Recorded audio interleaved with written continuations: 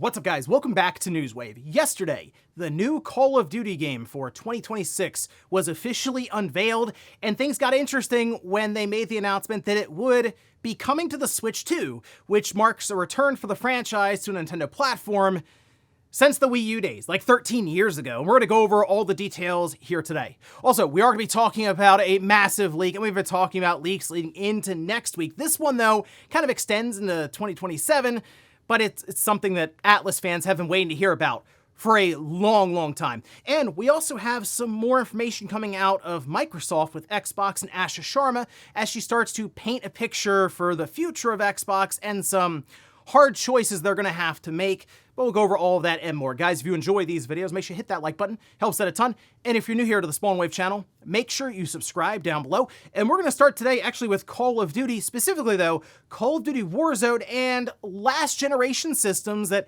people have been wondering, when will the PS4, the Xbox One actually go away? It's been a while. I mean, it came out at the end of 2013, and we're going to be going on 13 years for that generation this holiday. Well, it looks like Warzone is on its way out, and we can see. Now, this is over on their support website, where they say, starting June 4th, we will begin reducing the services offered for Call of Duty Warzone on PlayStation 4 and Xbox One, with support for the game on these platforms coming to an end later this year. So they kind of marked this out, showing that starting June 4th, that'll be happening. June 25th, it'll just kind of go away from the storefronts that they have. And then they do mention that the game will be available to play through the end of Season 6 for Call of Duty Black Ops 7, and then that'll kind of be it. So you're gonna have to upgrade then, obviously, to play Warzone going forward at that point. But look, the Xbox One and the PS4 are going to go as far as these live service games take them, and I think Fortnite will be a big indication whenever that goes. You know what, we're kind of done with the PS4 and the Xbox One. That'll really show when that generation's wrapping up. But for now, Warzone moving on, and I guess that means anyone who's still playing on the PS4 or the Xbox One would also have to move on to a PS5 or an Xbox Series to keep playing. Also, after that major price hike for the Steam Deck, people have been wondering what's going to happen with the Steam Machine when that gets revealed with its price point. Well, could be a bit of an issue, of course, because like you can see, now this is from Brad Lynch, who says, back when I was told a figure for what Valve's estimated price that they'd have to set the starting price for the Steam Machine, it was still higher than today's Steam Deck prices. They say to take that with a grain of salt, but that was 2 months ago that apparently that was happening, or at least being mentioned. And look, there are different SKUs for the Steam Machine, like the Steam Deck. So if you look at, I think what people are going to see is the baseline, the 512 gigabyte model for the Steam Machine. If that's more than $789, 800 then would be optimistic. And it very well could creep its way towards that $1,000 mark. And I'm sorry, the Steam Machine at $1,000 just doesn't make sense. Most people can look around and build a better like set-top box really for a PC that, yeah, you could probably even load like Bazite or anything on there and have your own little Steam OS box. It's hard to justify when you start getting to that number, considering, oh, not too long ago we were thinking, oh, maybe this could be like a nice $600 Steam Machine that they put out there.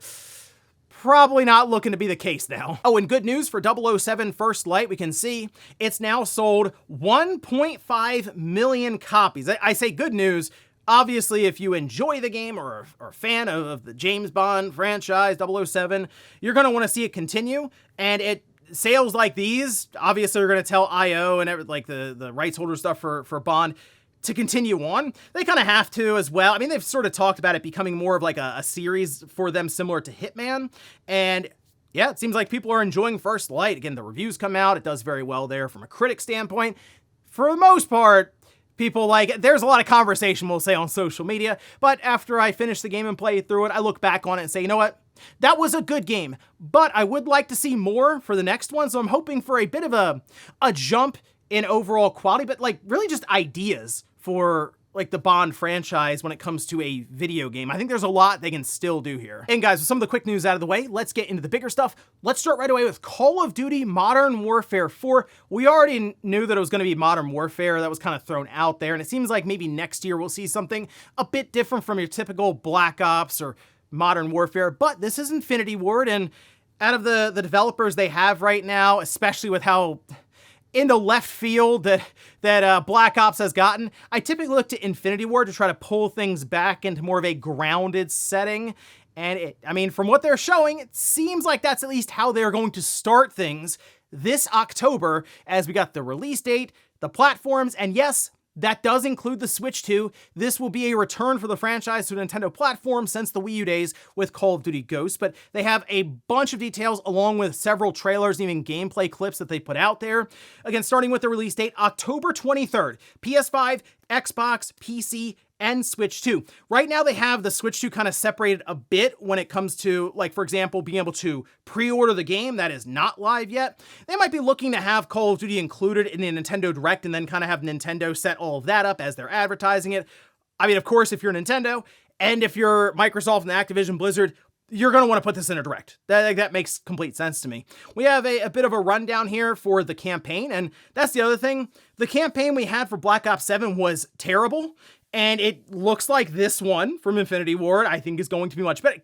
It can't get much worse, okay, than what we have Black Ops 7. They say war erupts in the Korean peninsula as North Korea launches a full-scale invasion that threatens to destabilize the world in Call of Duty Modern Warfare 4. A young squad of South Korean soldiers fights to survive on the collapsing front lines, while half a world away, a vengeful Captain Price wages a personal war from the shadows as he stays one step ahead of those hunting him.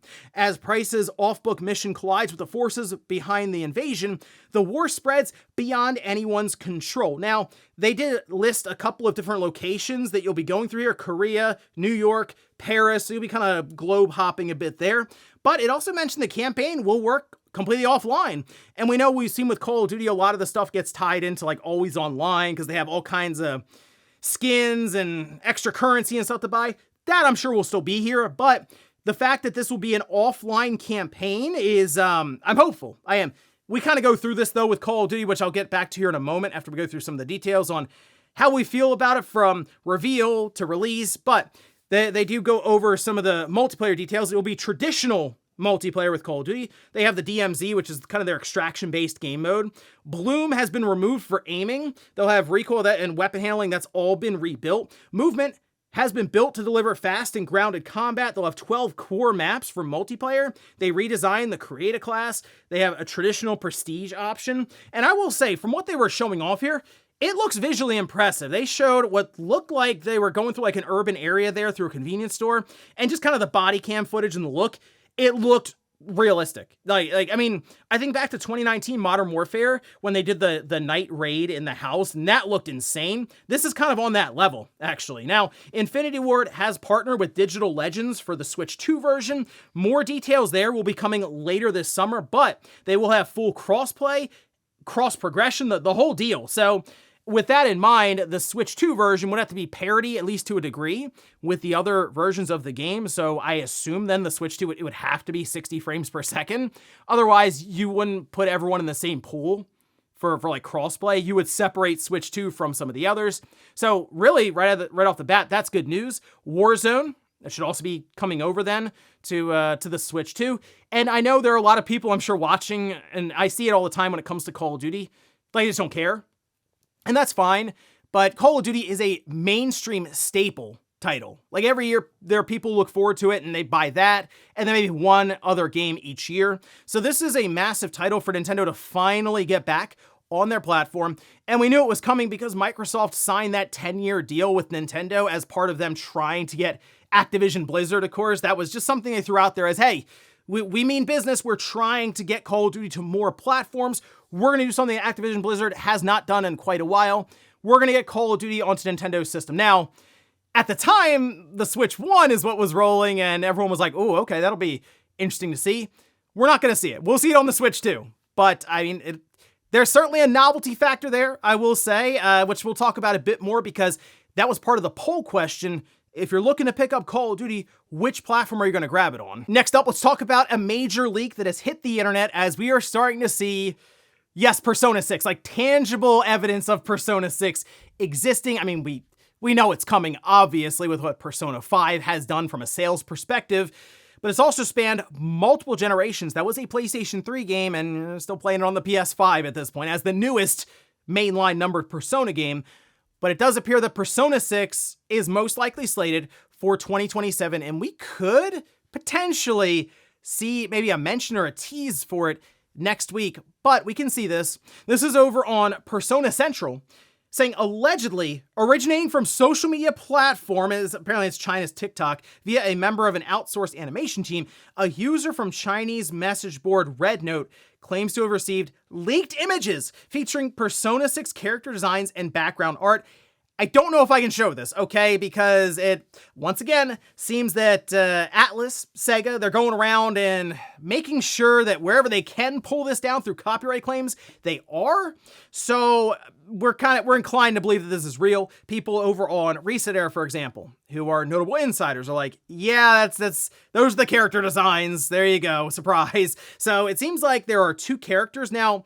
There was some more information that was put out. Again, the person that's sharing this is kind of just slowly drip feeding information as people are asking and they're responding. So there's like a blonde male character and there's a female character with black and red hair. So it's kind of black hair with like red highlights sort of at the bottom from what I was seeing. And there's background art of a railway station that was shown here, but it does appear that the blonde male character is the main protagonist, and I guess the female character that was shown in some of this concept art will just be like a side companion that you have in the game, maybe in your party as you're playing through. So I mean, there we go. We figured Persona 6 would be happening soon. Unfortunately, they were responding, and again, we see the concept art. Obviously, they seem to have some ties to somebody working on it, whether it's outsourcing or what have you. They're saying like September 2027, and unfortunate because that's still a year and a half away from a game that came out what feels like forever ago with Persona 5. These games do take a while to make, and look, Persona 5 is, you get 100 hours easy at that thing, so it is kind of that scenario of it lasts, like these games go on for a while, they also take a while to put together, especially at now the quality that's kind of expected out of the Persona franchise. I mean, you're coming off of Persona 5, that's a pretty high bar to try to clear once again. So I'd like to see this game like officially unveiled on their terms, maybe in the week coming up, because even if it's a year and a half away, they can just put 2027 on screen, get people excited. Also, here's Persona 4 Revival. People will be like, oh, cool, I can play that in the meantime. I do think there's something there to just getting people excited for Persona, and Persona 6 would certainly do that. I mean, if nothing else, if people get the logo, I'm telling you, there'll be all kinds of hype online just from that alone. Next up, let's talk about Microsoft and some apparent hard choices that'll have to be made here in, I'm gonna even say the years to come, as there was a memo that was circulating within Xbox, and of course, we then get to see it online because, well, especially at Microsoft, nothing really stays hidden. But in this case, it's Asha Sharma with a memo that she put out, and we can see, this is over on Pure Xbox, where it says, growth of Game Pass slowed down and subscriber loss accelerated after the pricing and SKU changes last year, which, I mean, I think we all realize it's $30 a month. Like, that's enough for people to go, you know, I think I'm good. But she's going on to say, since our price reduction, we have seen acquisitions grow and retention improve, which is a good first step. Remember, now it's down to what, $23 or so a month? We are building a stronger Xbox. Hold on. We are building a stronger Xbox. That means making hard choices about what we build, where we invest, and what kind of company we need to be going forward. That is part of what you are starting to see in the shift from Xbox to Xbox. It reflects a decision to be deliberate in how we show up for the players who care most about this brand. Okay, so the hard choice. So obviously you lower the price of subscription service, people will be more inclined to stick around or even sign up because, I mean, it's just cheaper.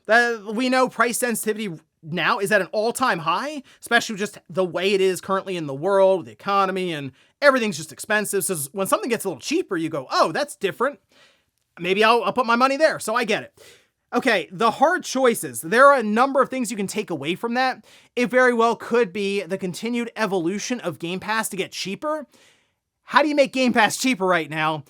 Yes, you remove some of the value, and that would probably be day one releases.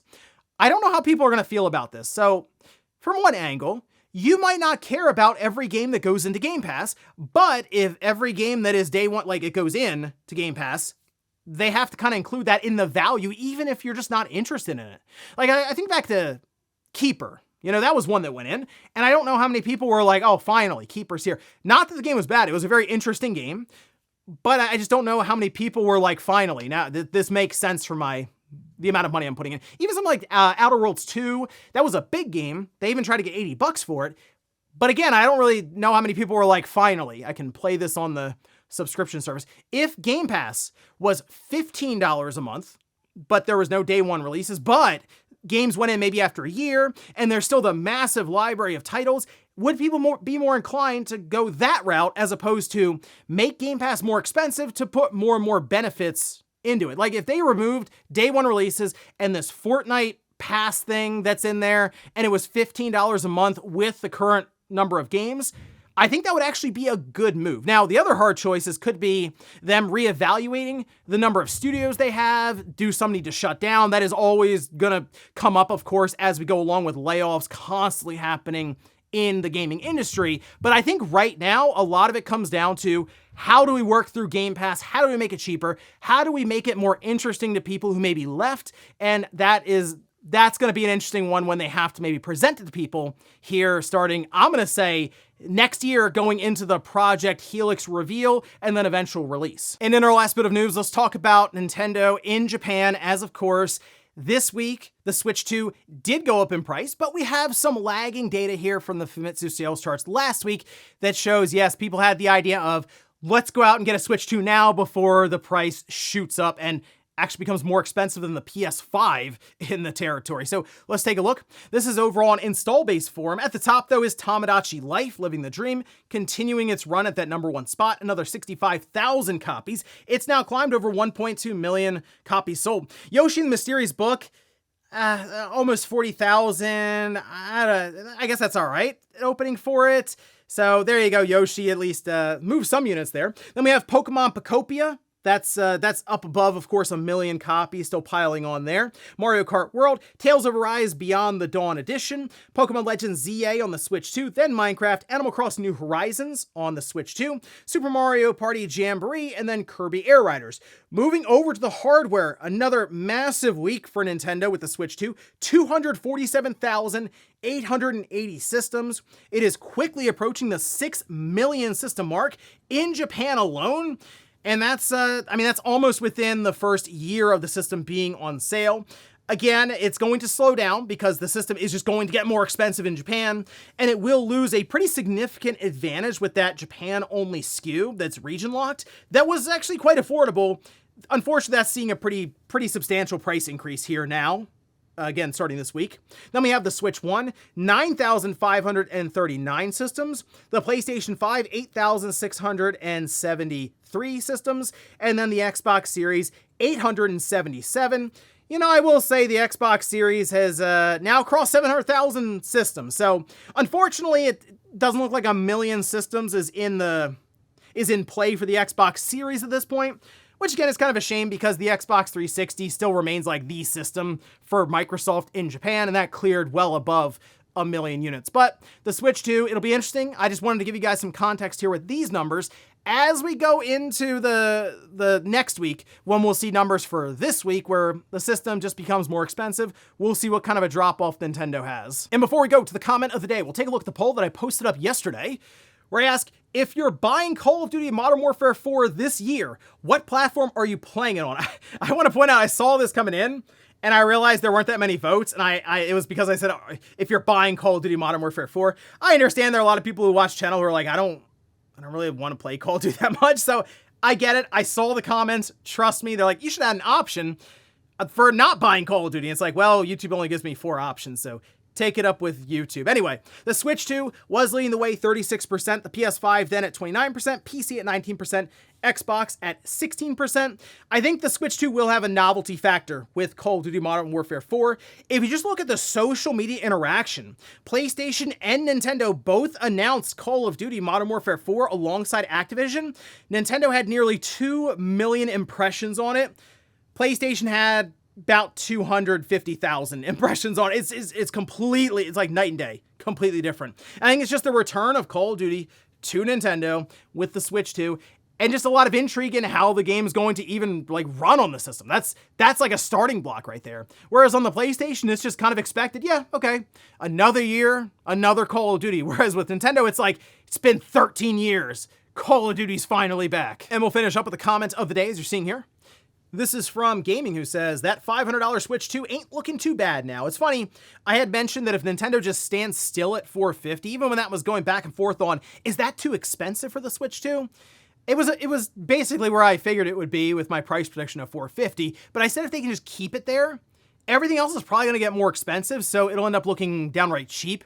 Even them going up to $500 now, just because prices have continued to increase beyond what I was expecting at this point. I mean, that Steam Deck price jump is absolutely insane. Now, yes, the Switch 2, even at $500, looks cheap.